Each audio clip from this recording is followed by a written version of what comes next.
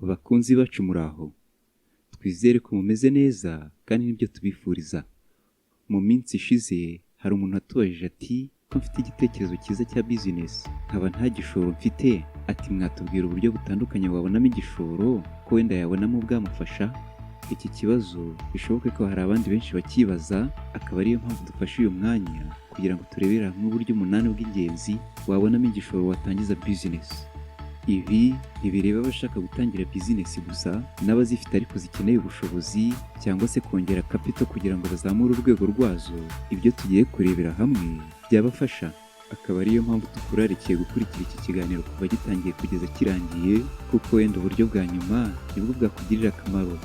Ko tubana umunsi ku munsi, muri ab'agaciro gakomeye, kandi twishimira cyane uburyo mukunda ibiganiro tubagezaho. Kandi niba uri mushya, ni karibu mu muryango mugari w'abashaka gutera imbere mu buzima. Ureba ahanditse subscribe, ukandaho, ukanda no kukazogera kugira ngo ibiganiro byacu bijye bikugeraho mu wa mbere. Niba kandi uri n'umukunzi wacu w'ukuri cyangwa se ukaba ukunda ibiganiro byiza nk'ibi, ntujye ugenda udakoze like kuko natwe turagukunda. Twagiye. Uburyo 8 bw'ingenzi wabonamo igishoro watangiza business. Ubwa mbere ni ukuzigama cyangwa se saving. Umuntu ushaka gutangira business ariko wari usanzwe afite akazi, gusevinga ni kimwe mu byamufasha kubona ubushobozi. Hari n'ubu atagafite ariko akaba abona amafaranga mu buryo butandukanye, nk'ava mu biraka bitakora, ayahabwa n'inshuti n'abavandimwe ngo akemure utubazo dutandukanye n'andi. Nk'uko twabibonye, gusevinga ni umuco, ntibisaba kuba winjiza menshi. Mbere yo gutangira business wifuza, iyo wahisemo ubu buryo bwo gusevinga, kwihigiye kugira ngo habeho accumulation cyangwa se ubwiyongere bwayo bikayabyara igishoro, ni ikintu cy'ingenzi. Mu gihe ubishoboye, aho kuyabika gusa, ushobora no kuyashora mu mishinga mito ibyara inyungu, bityo ubushobozi bukiyongera byisumbuyeho. Urugero, niba kugira ngo utangire business wifuza bisaba igishoro cya miliyoni 2 z'amafaranga y'u Rwanda, ukaba ubasha gusevinga ibihumbi 10 by'amafaranga y'u Rwanda buri kwezi, n'uyasevinga gusa nta investment ntuyakozemo, bigusaba imyaka 16 ubika gusa, kandi ikibabaje ni uko amafaranga atakaza agaciro buri mwaka. Mu gihe uwiyemeje kuyashora mu bworozi bw'inkoko zitera amagi, buri kwezi akajya yongera umubare wazo, bizamusaba imyaka 4 gusa kugira ngo icyo gishoro kibe kibonetse. Uru rwari urugero rugaragaza ko gusevinga gusa nta investment ntukoze bidahagije. Uburyo bwa kabiri wabonamo amafaranga watangiza business ni inguzanyo wahabwa n'inshuti n'abavandimwe, ariyo bita personal loan. Iyo uri inyangamugayo, inshuti zawe ndetse na bamwe mu bo mufitanye isano ya hafi nk'ababyeyi cyangwa se abavandimwe bawe, ni bamwe mu bumva vuba imishinga myiza ufite. Yaba ari iyo wizeho neza, babona ko itapfa gufayiringa, niyo waba udafite ubushobozi buhagije, bamwe muri bo, ndavuga ababufite, bagira ubushake n'ubwira bwo kugutera inkunga cyangwa se bakaba bagutiza amafaranga yo kuwutangiza. Uburyo bwa gatatu ni credit cards. Ku bantu batuye i Burayi, muri Canada cyangwa se muri Leta Zunze Ubumwe za Amerika, uburyo bwa credit card ni bumwe mu bubahesha amafaranga byihuse batangiza business. Iyo wubatse credit score yawe neza, ku bari muri Leta Zunze Ubumwe za Amerika, icyo wakita nka plafo cyangwa se hanyuma wahabwa ni ibihumbi 100 by'amadolari. Muri Afurika ubu buryo ntibuteye imbere, gusa hari ibihugu bimwe na bimwe bibukoresha n'u Rwanda rurimo. Uburyo bwa kane ni inguzanyo ya banki cyangwa se bank loan. Inguzanyo ya banki, nubwo hari banki zigendera gusa kuri muva mukora kuri konti yawe, ariko ahanini uyihabwa hagendewe ku gaciro k'ingwate ufite nk'ubutaka cyangwa se inzu. Ikindi naho uzakura ubwishyu. Izi ngingo uko ari ebyiri zikunze kugunga abakiri bato kubera ko nta kazi gafatika ndetse n'imitungo baba bafite, ariko ku babifite, ubu nabwo ni bumwe mu buryo bushobora kugufasha kubona igishoro, ukaba watangiza business nshya cyangwa se ukaba wakongerera ubushobozi iyo ufite. Uburyo bwa gatanu ni venture capital ndetse na angel investors. Aba ni abantu benshi baba barahuje ubushobozi ndetse n'ibigo bitandukanye bahuriramo, bishobora kuguha igishoro, ahanini bigendeye kuko babona umushinga cyangwa se business yawe. Si ngombwa ko baba bakurusi, bityo bitaho ni ukuntu business yawe ikura vuba ndetse na venir ifite.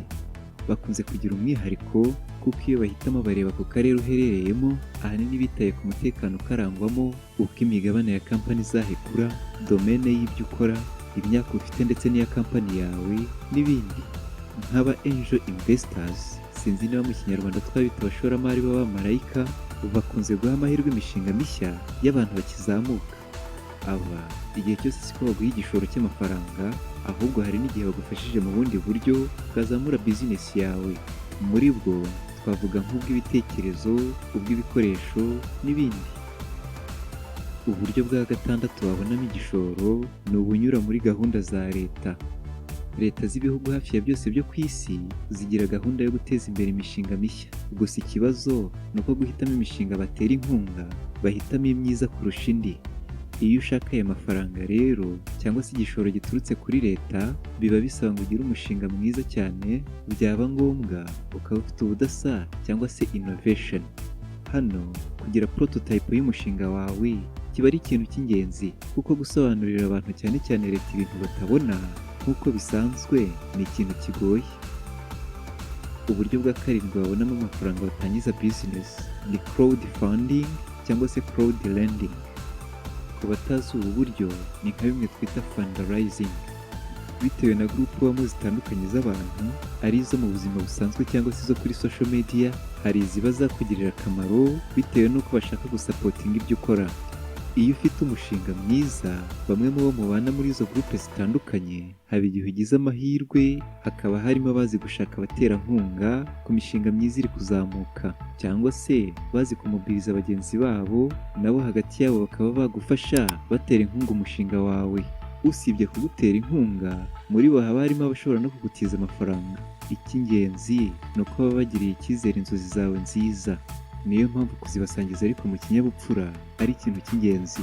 Ibi niba ubihinyuza, uzakurikirana ibikorwa byinshi byo kuri GoFundMe, uzasanga harimo imishinga myinshi rimwe na rimwe iterwa inkunga n'abantu bataziranye, ahubwo ari umutima mwiza gusa. Uburyo bwa munani ari nabwo bwa nyuma wabonamo igishoro ni uguhuza ubushobozi. Nubwo ubushobozi bw'amafaranga ari ikintu cy'ingenzi ku mushinga wawe, ariko ahanini sibwo buba bukenewe gusa. Iyo ufite umushinga mwiza ufite ubushobozi bwo kuba wazakura ukagera kure, akenshi usanga uba ukeneye expertise nyinshi cyane, wenda rimwe na rimwe uba udafite, kandi ugiye kuzishyura bishobora kugusaba ubushobozi buhambaye. Icyo gihe iyo ubashije gusobanurira neza abafite ibyo udafite, maze bakakwiyungaho nk'abafatanyabikorwa, muhuza ubushobozi mugakora ikintu gifatika, mwazagera ku musaruro mwiza mukagabana inyungu. Gusa aha ni byiza cyane kumenya guhitamo neza uwo mwafatanya business, kuko iyo uhisemo nabi ashobora gusenya inzozi zawe. Bakunzi bacu, twareberaga hamwe uburyo 8 bw'ingenzi wabonamo startup capital cyangwa se igishoro. Ese hari ubwo wungutse? Niba buhari kandi usanze bwagufasha, udusangiza hasi muri comments. Niba kandi hari n'inyunganizi ufite kuri iki kiganiro, nawe wayidusangiza hasi muri comments.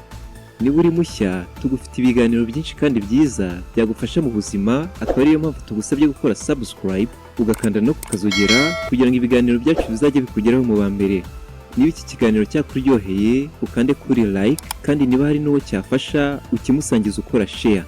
Niba ibiganiro dusize kuri end screen byakuryohera kandi byagufasha, ibiganiro byacu byo nakagaruka naho ubutaha. Imana ibarinde, turabakunda.